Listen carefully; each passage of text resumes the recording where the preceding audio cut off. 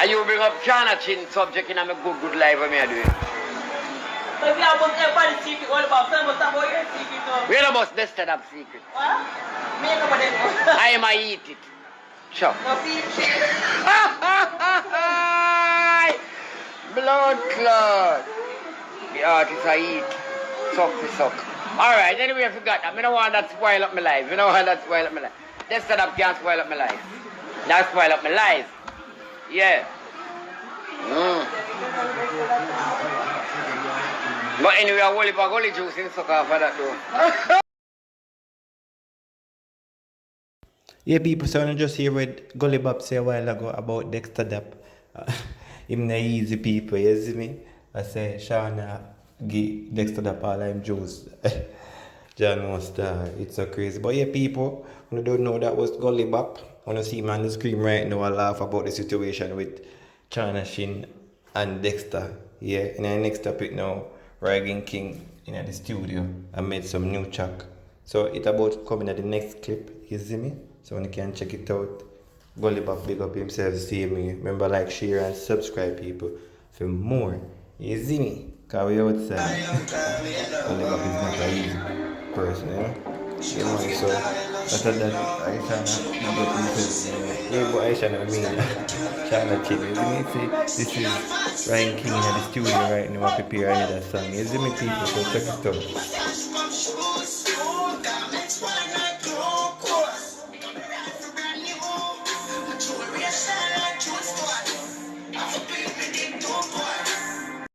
Or a type of ranking or a super cat, those type of dub, some off price, some real Asburn, those are the type of song that would really get. You know, me over here, me hearing stories about Wyclef Jean playing Michael Jackson dub plates. Yeah. I mean, who's the craziest? So you like of course, the Bonton. You know, that's my family. That's my brother. You know, Buja, you know. Okay. When you play a Michael Jackson, that's a bragging rights. That's not really a killing song. Michael Jackson ain't gonna talk about Killer Boy. Michael Jackson gonna sing about love. So it's a bragging rights. I can play a Michael Jackson and dub, but a Michael Jackson and dub can't kill no sound. Think about it. He ain't gonna kill no sound. Yeah. It's gonna make you look like, yeah, you're on another level because you got these big hakuna you're playing, but what he's saying is not effective to kill a sound. You couldn't play Michael Jackson and kill Khalid. No. He's going to kill you with a bounty or a Capleton. And what was it? What was it, Bounty Killer, about Khalid? Him go to Jamaica, he get his start in Jamaica. Why you say, I'm going to give this kid a chance. I'm going to do some dub plates for him. What did you see in DJ Khaled early that you show him the love you showed? Well, the vibe, Khalid has a special vibe. Khalid has a special aura. He's captivating. He's infectious. Khalid takes you over spiritually. He had that spiritual vibes. And then now, it's the first I met a Arab selector back in the days when we just hear about Tatan and all these crazy Arab people. We never know that there was an Arab who played dancehall music. I've never met Arab before. So when I met Khalid as an Arab who played dancehall music, it was impressive for me. And then he used to play on the radio. He was a disc jockey also. So the fact that he's a disc jockey, he is more than just a selector in the club. And we need people on the radio. And then he's an Arab who loved dancehall and he loved Jamaican culture. He's different from the normal, typical Arab guy. You know, Bounty Killer, I have same phone for 20 years. I got him down as the Arab. His number is the Arab. Yes, so Khalid was a different person, man. And then now I find out that he's into sound clash. I realized he came to Jamaica to clash. So I never know his clashing skill. I know that he's a good disc jockey and he plays. But when he came to Jamaica and he said he was going into the clash, I was like, yo, this is serious, but it's the right place for you to go and make your mark in Jamaica. So I gave him a few dubs and he went in the clash and he never won the clash, but he stands out. And that was all he needed to do. does stand out more than all the others. And he did that about 1999, and from there, Jamaica people wanted more Khalid. And they like the Arab guy. You know, I see a lot of people take from the Jamaica culture. They make rhythms and songs and hits, but don't come back and embrace Jamaica the right way. True.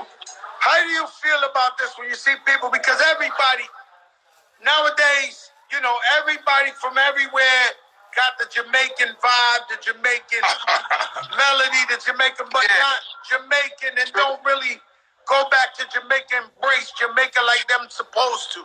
What you say about this thing, Warlord? No, that's a serious problem we've been having over the years.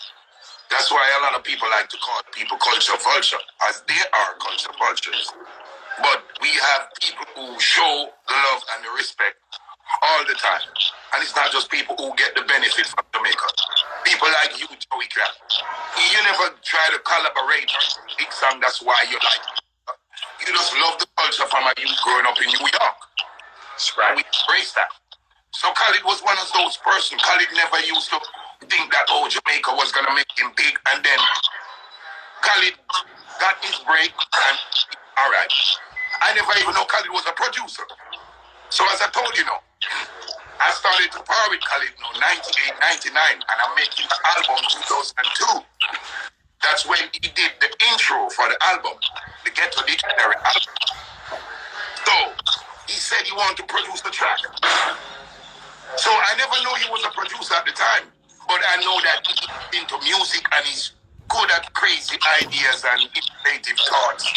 So I said, all right, let me hear the beat. If the beat is on fleek, we good. Because you my people, I don't care if you are a professional producer. You want to produce, we gonna produce.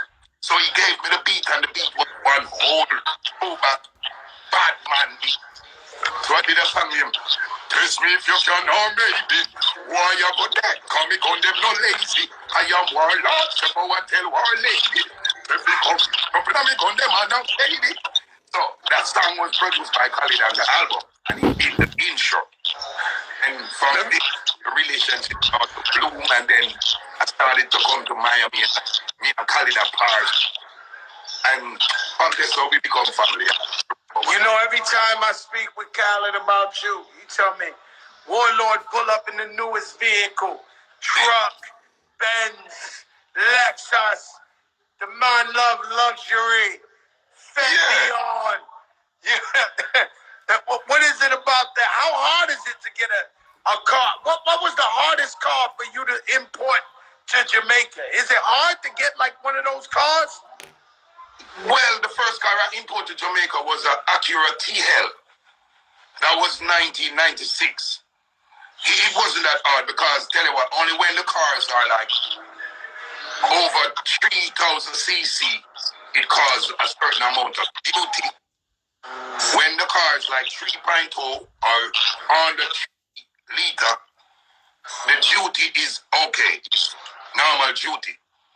So they're going to bring in a big car like a Bentley or a Rolls Royce or those type of cars, then you got to buy it. You got to buy it at the dealer and then pay the government in Jamaica twice. So that's the only car I import at that time. And then in the 2000s, I import Range Rover. And what else I import? I buy all my vehicles in Jamaica now because I have to buy them 3 times. You buy it over here, you got to pay for it 3 times. I could buy it over there, you got to pay the government 3 times in Jamaica. Buy it in Jamaica. I understand. Vibes Cartel, God bless Vibes Cartel. You introduce him to the world. Yes. Is there any hope of him getting out soon? Well, he's still having an appeal. The appeal is still going on. He's getting an appeal from a higher court overseas. So they are still in the whole process of appealing. Okay, so he still got a shot. But I know the system in Jamaica doesn't want to let out Vibes Cartel. So despite discrepancy in his case or questionable things, they deliberately wanted to lock up Cartel. The system in Jamaica went after Cartel. So despite what his case or the scenario was, they wanted him. So if he's going to get any freedom, it's going to come from a higher court overseas, but not Jamaica system. They wanted Carter. They used him as an example. I can't say if he's innocent or he's not, but I can say yes, he's guilty from what they told me in the case. And the affidavit, there are a lot of discrepancies. And they're not a dead body, and they're only one evidence, and then there's a lot of tampering with the evidence. It's questionable. So that's why people kept saying Free Vibes Cartel. And so what did he represent? He represented the youth. He represented getting money. He represents the street. He represents the youths. He represents the new generation. And so they were mad at that. Yeah, they was mad at that, and they have it like, oh, he's a bad influence. Yeah, and he has too much power and control over the culture. They tried it with me too. They tried to put me away too, but thank God they never against me. Yeah, what was that like, man, when you hear the Gaga man, Buju Banton is free and he landed in Jamaica? That was like a super holiday. Yes, that was a little. Your Bounty Killer. My only regret, I had a show the same day in Connecticut. I wasn't there for the Buju concert. That's my only regret. I wish I was there. I'm seeing pictures of Shaggy in the crowd and Sean Burke and Khaled on that thing and Shine, and I was like, oh my God. It was like a super holiday in Jamaica, huh? Holiday. That was our last great holiday until COVID came and spoiled it. Let me ask you something, Bounty Killer. Your top five, I asked everybody, your top five rappers of all time, My top five rappers. Well, as I told you, Snoop Dogg is the one who really made me like rap. NDA introduced me, but it was really Snoop Dogg. So my top five rapper would be like Snoop Dogg. I would say Slick Rick is the king. But the rappers that brought me to rap is Snoop Dogg, Tupac, and Biggie Smalls. So my top five rapper was Slick Rick, NWA, Tupac, Biggie, and Snoop. Wow. Wow, you know what's crazy? Snoop Dogg called me last night, FaceTime. Yeah. You know, all I can say to Snoop is, I love you, Snoop. I love you. I love you. Uncle Snoop, yo. Uncle Snoopy, the biggest artist in the world. Yeah, he's the big rapper. Head. True. He's the biggest living rapper today that 5-year-old kids knows of. He transcends all the eras, like 4 generations now. There's nothing you can do when you see Snoop Dogg. He FaceTimed me yesterday. I said, Snoop, I love you, man. What do you want me to do? I love you. You know, he tell Khaled, Buju and Snoop Dogg tell us yesterday. They both said, fuck you guys.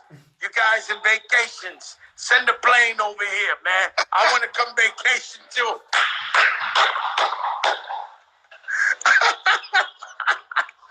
Bounty Killer, I love you and I thank you for coming on the show. Shout out to Sharon Bank. Could you tell us about the new album? Oh, well, I'm working on this new album. Well, it's 18 years since I last released an album, though. The last album I released was the same one that Khaled did the intro, 2002. Ghetto Dictionary. It has been nominated for a Grammy, great success and everything, but they canceled my visa 10 years ago. So that killed the whole vibes of me touring and making appearance overseas. So I kind of didn't lost the vibes of music. So I was just here holding my vibes with my family and just chilling. So it's Damian Jr. Marley. Ron Marley, this brother. He's the one who really said I should do an album and he would executive produce it. Rohan Marley? Who said that? Junior Gum. That's Junior Gum. I want everybody in Jamaica to know Fat Joe got the worst patois in the world, and I feel comfortable using it when I talk to Bounty Killer, okay? Yeah, that's Damien Jr. Gang Marley. Rowan Marley. Junior Gang Marley, yes. Yeah, so he's the one who encouraged me doing the album, and he would executive produce it. So that's why I'm working on the album now. So the album, Man, that's a beautiful thing. Rowan Marley's on here. I can't wait to hear that album. it's gonna be a double album, one like a reggae album, and then one like a dancehall ragga style. Yeah, we need some dancehall. We need. Yeah. So that's We need. You know, I tell you a funny story. What was it? Rihanna's birthday. Rihanna's birthday or something. I love Super Cat. Khaled goes get Super Cat surprise.